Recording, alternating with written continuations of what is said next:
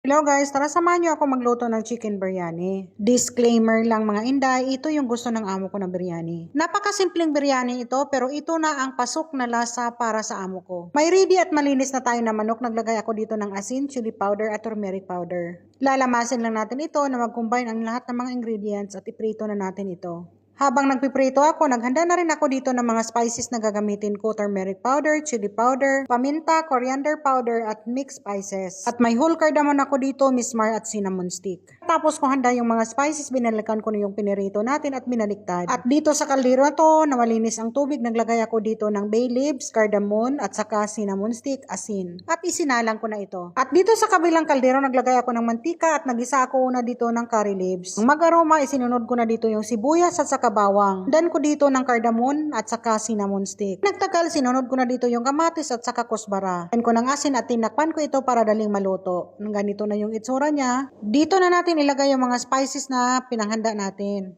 Sasangkotsahin lang natin ito hanggang mag-aroma at magsunod tayo lagay dito ng tomato paste. Lahat ng mga pinanglagay ko ng mga spices ay puro tansyado lang ito. Aroma na, naglagay ako ng kunting tubig dito. Halo-halo ko lang ito ng bahagya at dito na natin ilagay yung pinirito nating manok. Haluin na naman natin ulit para makombine tong lahat ng mga ingredients dito sa manok natin. Siyempre nang makoat na rin ito at hindi natin patagalin, lagyan natin ng kunting lemon. Tinakpan ko ito. At yung tubig naman natin na para sa kanin ay kumulo na kaya nilagay ko dito yung bigas natin. At mga inday, yung bigas natin nakababad ito ng 1 hour. Kailangan yung kanin natin dito guys, hindi lata.